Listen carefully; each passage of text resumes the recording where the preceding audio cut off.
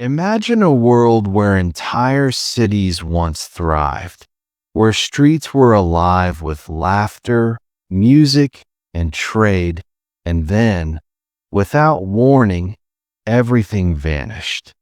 No records, no battles, no disasters, just silence.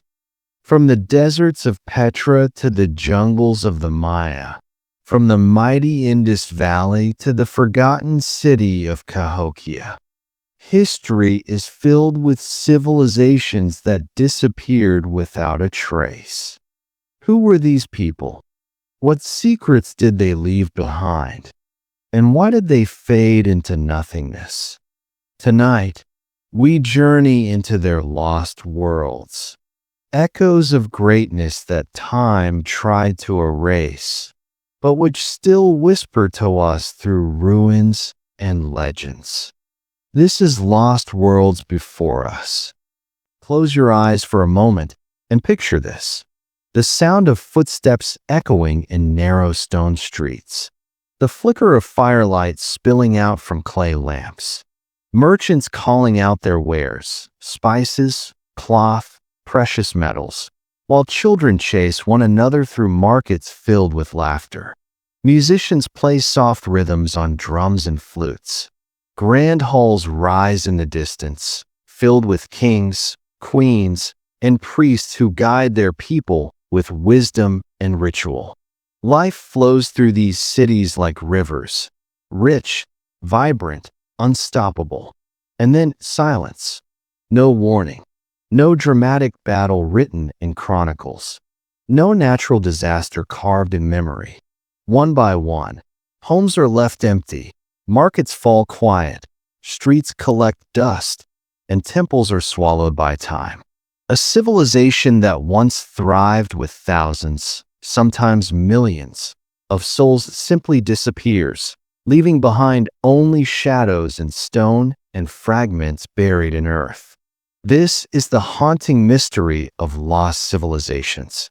When we think of history, we imagine progress as a straight line, humans moving from caves to villages, from villages to empires, from empires to our modern age. But history is not a straight path. It is a circle of rise and fall. Across continents, powerful cultures have appeared with dazzling brilliance, shaping art, science, religion, and architecture, only to vanish so completely that even their names were forgotten. Imagine walking through a dense jungle and suddenly finding a pyramid towering above the trees, its stones cracked but still proud. Or wandering a desert canyon where the walls themselves are carved into palaces and tombs, glowing red in the fading sun. These discoveries feel almost like magic, as if a forgotten world has been waiting patiently for us to return. But each time we uncover one of these places, be it a ruined city, a hidden temple, or a network of roads long reclaimed by the earth, we ask the same question: what happened to the people who built this? Some civilizations vanished because of war, swallowed by enemies stronger than themselves. Others disappeared because of famine, drought, or natural disasters. Yet there are many that remain mysteries to this very day. No records, no final testimony, only ruins and legends. And it is this silence that captures our imagination most of all. Think about it. For centuries, people just like us lived, loved, worked, dreamed, and raised families in these lost cities. They carved stories into stone, believed in gods and spirits, created music and poetry. They thought their world would last forever. And yet, time had other plans. Their streets grew empty. Their fires burned out. Their voices faded into the wind. And today, all we have are remnants. A shard of pottery lying in the dust. A wall etched with symbols no one fully understands. A mound of earth that, once uncovered, reveals the foundations of an ancient city. But these fragments speak louder than words. They remind us of something humbling. Civilization is fragile. No matter how mighty a city once was, no matter how great its kings or queens, no matter how vast its temples or markets, everything can vanish. And when it does, it leaves behind an echo that whispers, "We were here. We lived. We built. We dreamed." That is why stories of lost civilizations fascinate us so deeply. They are not just tales of the past, they are mirrors of the present. They remind us that the world we know today, our cities, our technology, our comforts, could one day be ruins too, waiting to be discovered by someone far in the future. So as we begin this journey tonight, let your mind wander. Imagine the footsteps of those who walked before us. Imagine their laughter, their music, their dreams. And then imagine the silence that followed. For it is in that silence, haunting, mysterious, and beautiful, that the story of lost worlds truly begins. Far to the east, in the fertile lands watered by mighty rivers, rose one of the world's first great civilizations, the Indus Valley Civilization. Imagine a time over 4,000 years ago, when most of the world was still scattered in small villages. Yet here, entire cities thrived with remarkable sophistication. Harappa, Mohenjo-daro, names that once echoed with life, now only whispered by archaeologists brushing dust from ancient stones. The people of the Indus Valley were architects of a dream. Their cities were not chaotic clusters of huts, but carefully designed marvels.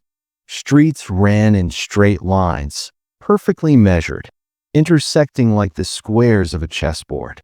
Each house was built with uniform baked bricks, laid with precision, as if guided by unseen rulers.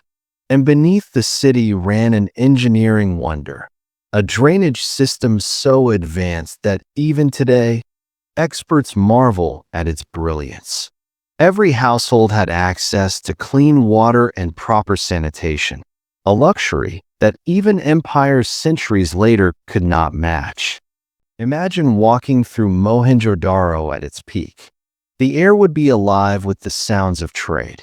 Merchants selling beads, pottery, and woven cloth. Farmers arriving with grain stored in vast granaries, their harvest feeding thousands.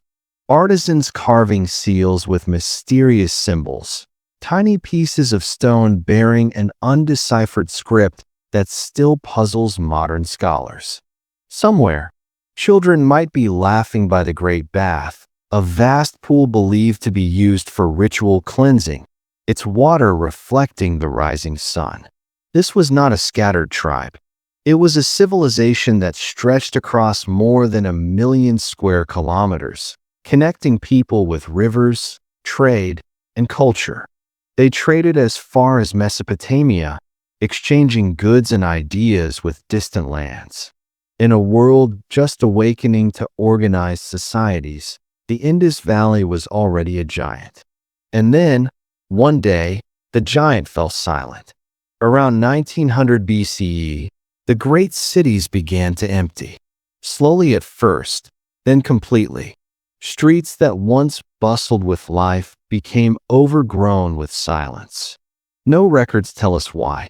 Unlike Egypt or Mesopotamia, the Indus left behind no kings carved in stone, no epic tales etched in clay. Only ruins. Only questions. Some believe the rivers that sustained them, like the Sarasvati, shifted or dried, starving the cities of life-giving water. Others think devastating floods, earthquakes, or long droughts made survival impossible. There are theories of invasions, of new peoples pushing into the region, overwhelming the old order. But none are certain. The script they wrote remains unreadable. Without their words, we can only guess at their fate. What makes the Indus Valley so haunting is not just its disappearance, but its silence. A civilization so advanced left behind no definitive story, no clear reason for its fall. Instead, we are left with fragments. A broken seal with a unicorn-like figure, a toy cart made of clay, beads of jewelry that once adorned someone's neck. These small objects speak of ordinary lives, reminding us that behind the mystery were people not unlike us. Builders, traders, dreamers, children. Imagine the feeling of standing today among the ruins of Mohenjo-daro. The sun burns hot, cicadas buzz in the air, and the city lies quiet. Walls still rising, streets still marked, but no voices remain. You might run your hand along a brick that has stood for 4 millennia and realize, this very stone once touched the lives of people whose names are lost forever. And yet, they are not completely gone. For in every mystery they leave us, the Indus people live on. They live in the questions we ask, in the wonder they inspire, in the reminder that human achievement is fragile but unforgettable. Their fall teaches us that no civilization, no matter how advanced, is immune to the tides of nature and time. The Indus Valley is an echo of greatness, of innovation, and of loss. A world that appeared so strong, yet vanished without farewell. And perhaps that is why it draws us closer, pulling us into its silence, urging us to imagine what it felt like to live in a city that was both ancient and ahead of its time. So tonight, as you rest, let the story of the Indus Valley drift in your mind. A city of straight streets and secret symbols. A world that thrived, then vanished, leaving behind only whispers in the dust. Long before the skyscrapers of New York or the wide boulevards of Paris, there was another city rising from the earth, Cahokia, the greatest settlement of ancient North America. Around the year 1000 CE, on the fertile banks of the Mississippi River, a civilization flourished that few people today even know existed. Yet at its height, Cahokia was larger than London. Imagine that, a thriving city in the American heartland, centuries before Europeans ever set foot on the continent. The people of Cahokia were builders. Their landscape was not marked by castles or pyramids of stone, but by enormous earthen mounds, sacred monuments shaped by human hands. The largest, known today as Monk's Mound, still rises above the plains, as tall as a 10-story building and as wide as the base of the Great Pyramid of Giza. From its summit, leaders would have looked down upon a bustling city of tens of thousands, its neighborhoods alive with trade, ceremony, and daily life. Picture the scene. Markets spread out across the open plazas, with traders exchanging shells from the Gulf Coast, copper from the Great Lakes, and obsidian blades from distant mountains. Farmers carried baskets of maize, beans, and squash, crops that sustained the growing population. Craftsmen shaped clay pots, carved wood, and decorated ceremonial masks. Families lived in wooden homes with thatched roofs, clustered around courtyards where firelight glowed at night.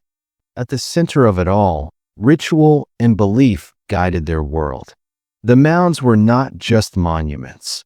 They were living symbols of the people's connection to the earth and sky. On solstice mornings, wooden posts arranged in great circles, nicknamed wood hinges by archaeologists, aligned perfectly with the rising sun. From here, the people of Cahokia watched the seasons turn, celebrated the cycles of nature, and marked the mysteries of time. And yet, for all its brilliance, Cahokia's glory did not last. By the 14th century, the great city had begun to fade. The once bustling plazas grew quiet. The mounds were left untended. Houses decayed into the soil. Within a few generations, Cahokia was gone. Why? That is the puzzle. Some scholars believe that the very success of Cahokia was also its undoing. A population of tens of thousands put immense pressure on the land. Trees were cut for fuel and construction, and the fertile soil may have been exhausted by constant farming. Others suggest climate shifts brought droughts and flooding, making crops fail. Disease and internal conflict may have weakened the city, while trade networks collapsed. But there is another possibility, that the people of Cahokia did not vanish at all, but simply moved on, scattering into smaller villages, carrying their traditions quietly into the forests and plains. If so, the city's fall was not an end, but a transformation. What makes Cahokia so haunting is how little is known of it. Unlike the Maya or the Egyptians, they left behind no written texts to explain their story. All that remains are the mounds, rising from the earth like the backs of sleeping giants. When you stand at Monk's Mound today, the modern city of St. Louis glitters in the distance. But beneath your feet lies a reminder that North America had its own ancient metropolis long before steel and concrete filled the horizon. Cahokia teaches us something profound. Greatness is not always remembered, and silence can cover even the largest voices of history. Once, tens of thousands of people lived, dreamed, and loved here. Now, only the grass grows tall where their streets once ran. As you imagine this vanished world, let the image settle in your mind. The rising sun over Woodhenge, the chants of priests on the mound, the laughter of children in the plaza, and then the slow fading of it all into silence. Cahokia is a city of echoes. Echoes that remind us how fragile civilization can be, and how easily the memory of greatness can slip away. In the heart of the desert, where red cliffs rise against a sky of blazing blue, lies one of the most breathtaking lost cities in the world, Petra, the rose-red jewel of the Nabataeans. To walk through its narrow canyon, the sick, is to step into another time. The path twists between towering walls of stone until, suddenly, the passage opens, and there before you stands the treasury, a temple-like facade carved directly into the cliff, glowing pink and gold in the sunlight. Even now, it feels magical, like something out of a dream. But who were the people who created this wonder?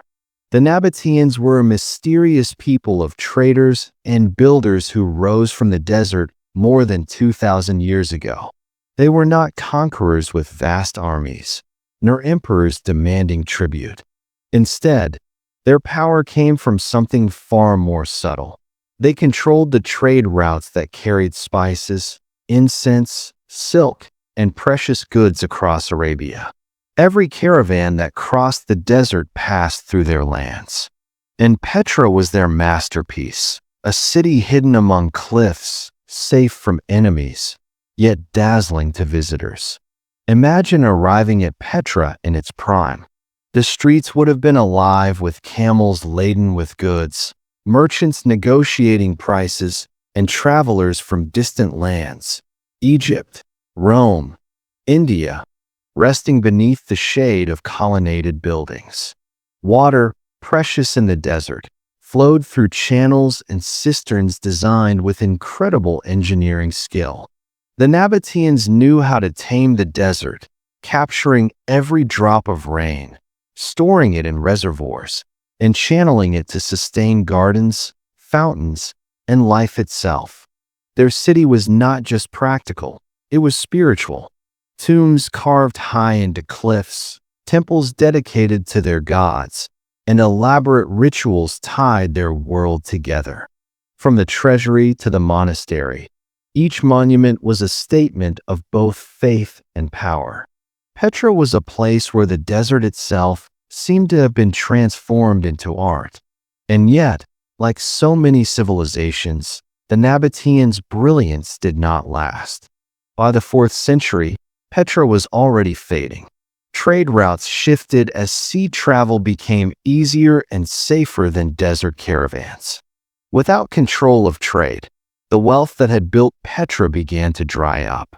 Earthquakes damaged the city's structures, shaking its foundations. Slowly, the once thriving heart of a desert empire grew quiet.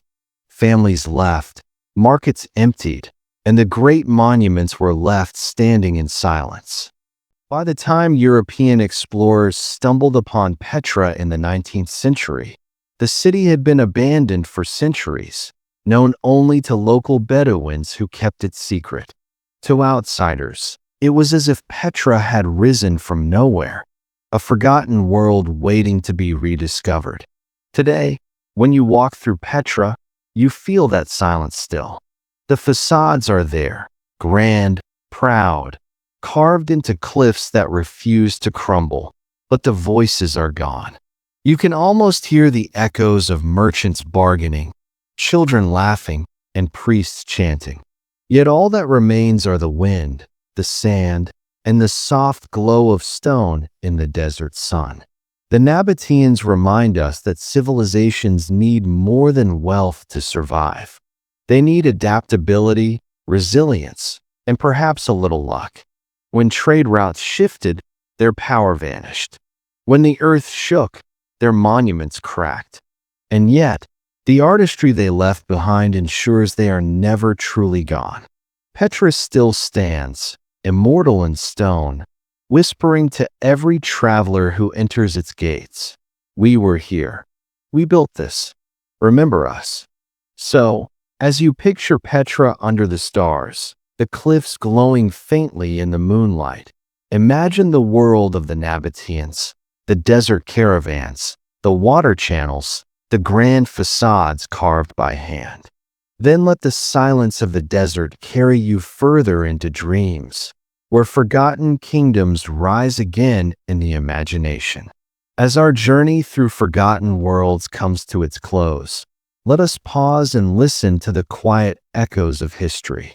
All around the planet, buried under jungles, swallowed by deserts, and hidden beneath oceans, lie the remains of civilizations that once thrived, dreamed, and believed they would endure forever. Think of the Maya, whose grand cities rose above the jungles of Central America. Their temples still pierce the canopy, their pyramids align with the stars, but their people left behind mysteries. Why did such a powerful society decline so suddenly?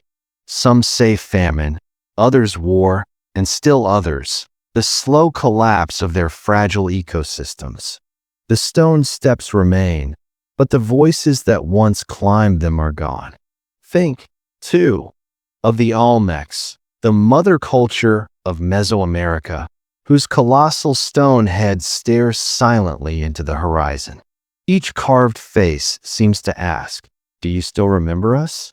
Or the Minoans of Crete, a civilization swept aside by volcanic fury and tidal waves, their palaces buried beneath ash, their legends reborn as myths of Atlantis. And across Africa, whispers of forgotten kingdoms linger, cities of gold, lost empires of trade and knowledge, their ruins now hidden by the shifting sands. In every corner of the world, stories like these remind us of one truth: time does not stand still. Civilizations are like living beings. They are born in hope, they grow in strength, and one day they fade away. Some vanish suddenly, like a candle blown out by the wind. Others decline slowly, like embers burning down to ash. But all leave behind something: ruins, artifacts, legends that echo across centuries, carrying whispers of their existence into our time. What makes these echoes so powerful is not just what they tell us about the past, but what they reflect about our present. We live in bustling cities, surrounded by technology, with towers of glass and steel rising into the sky. It feels unshakable, permanent. But so too must it have felt to the Maya, to the Nabataeans, to the people of Cahokia. They, too, believed their worlds were secure. And yet, their cities now lie silent. This is not a message of fear. It is a reminder of humility. The earth is vast, and time is endless. Civilizations may rise and fall, but the human spirit, the desire to build, to dream, to create, never disappears. Each lost world is not truly lost. It becomes part of the foundation on which we stand today. The echoes of their voices live on in us. So tonight, as you listen, imagine yourself standing at the edge of one of these ruins. The sun has set, the sky is filled with stars, and the air is still. You place your hand on a stone carved thousands of years ago, and in that moment, you are connected, not just to one civilization, but to every person who has ever walked before you. You are part of the story, too. These echoes of lost time do not only remind us of fragility, they remind us of resilience. Though cities fall, humanity endures. Though monuments crumble, imagination rebuilds. And though voices fade, stories remain. So let the echoes carry you gently now into dreams. Drift across forgotten streets, through silent plazas, and beneath ancient skies. Let the whispers of vanished worlds become the lullaby that guides you into rest. For in sleep, as in history, nothing is ever truly lost. It waits, quietly, to be remembered again. As our journey through these lost worlds comes to an end, remember, history is full of echoes waiting to be heard, and every story leaves behind a trace. If you enjoyed traveling with me tonight, don't forget to like this video, share it with others who love history and mysteries, and subscribe to the channel so you never miss the next story. Your support helps bring more of these forgotten worlds back to life. Until then, rest well, dream deeply, and let the whispers of the past guide you into tomorrow.